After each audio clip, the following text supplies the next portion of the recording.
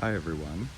In this video, I'm gonna show you around my work truck. Well, it's my personal truck, but I use it to haul everything I need to work. I'm just cleaning it out right now. I took all my tools out and just cleaned all the loose screws and just organizing. I started putting stuff back in here, but as I put the stuff back in neatly, I guess I could go over everything that I take to work every day and what I use and don't use every day. So I guess we'll start up front. Up here, this is where I keep my Olfa blades and spare knives. And then I also have a tape measure that just stays in my truck, just in case I have my pouch elsewhere.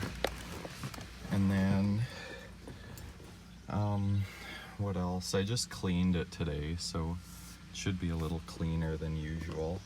And then in the console, I just have my book to keep track of my hours, and I just throw like co-op receipts and stuff in there. I should clean that out. And I just got a book to read at lunch. That's pretty much it for the front.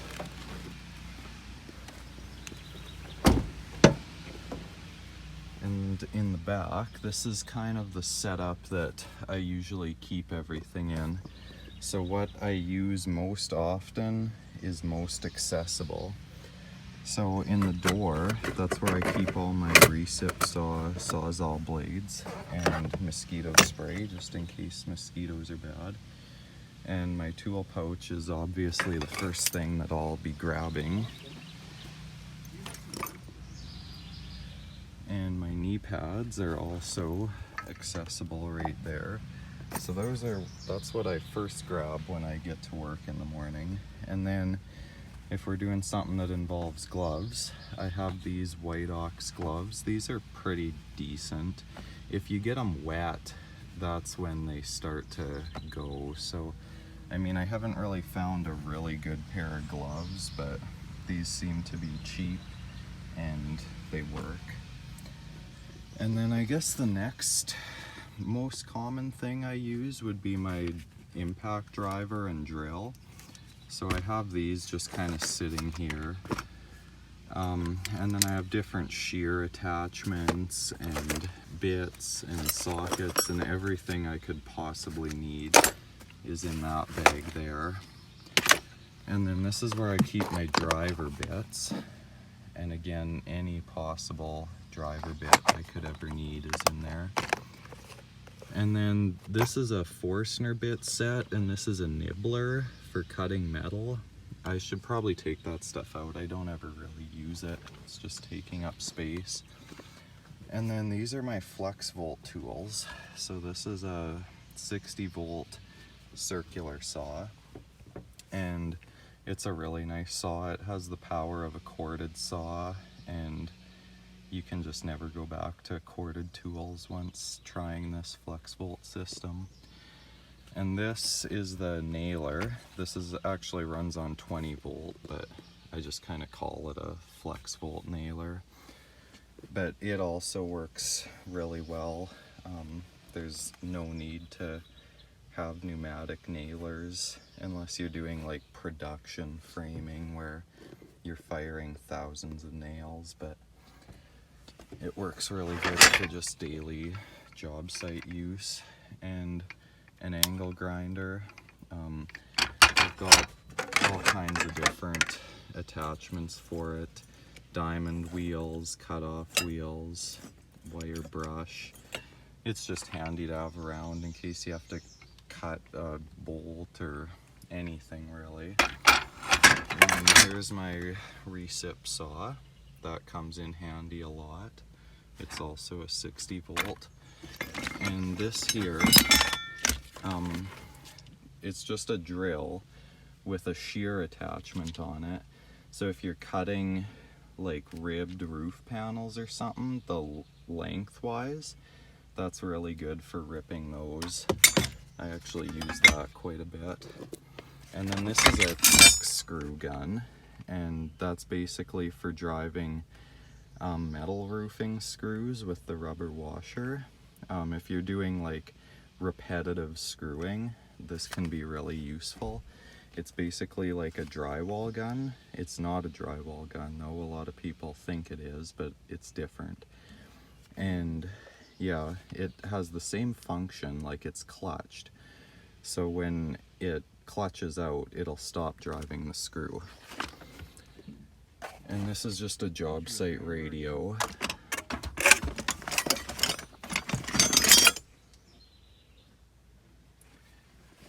This is my jigsaw, cordless.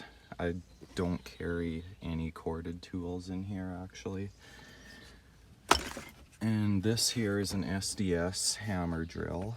So that's for drilling holes in concrete, or you can get chisel bits to put in there and it turns it into a little mini jackhammer. And this is my compact router. I just have like a drop bit on there so I can cut out window openings and anything like that. And this is a sander, again cordless. And this is my vacuum, just in case you need to do any cleanup on site. And then this is kind of the fasteners area. So this is my parachute bag, and I just kind of have it filled with the most used size screws, I guess. And then this is a case of 16 penny nails, and this is 8 penny nails. And these are nails for my cordless nailer. And then this is my battery charger, and it's also essentially a generator. So you put 4 batteries on there, and then you can plug a corded tool into it, and it will power it. And then this crate here, I basically just use for kind of junk, my spare batteries, and I have my SDS bits down in the bottom there. But I guess another thing I have here, this was something that I made, and what it's for is when you're framing a wall and you get a stud that's twisted. I've actually shot myself through the finger before, so I decided there's got to be a better way to twist studs. So I made this. You can hold it right up close, twist the stud square, and then shoot the nails in without shooting your finger. So that was something that I thought needed to be improved. And then that's just a 200-foot tape measure. So what else do I have in here? This is an angle finder.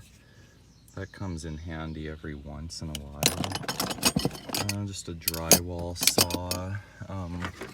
I've got some wood filler and some glue just in case you have any egregious mistakes. Staples for a hammer tacker.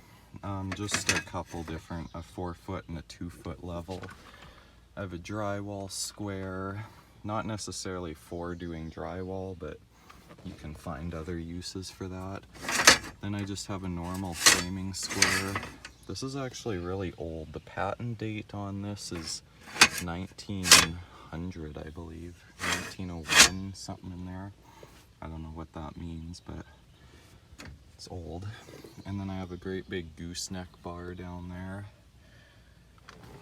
And then in this pouch, I just have a couple different sizes of speed squares.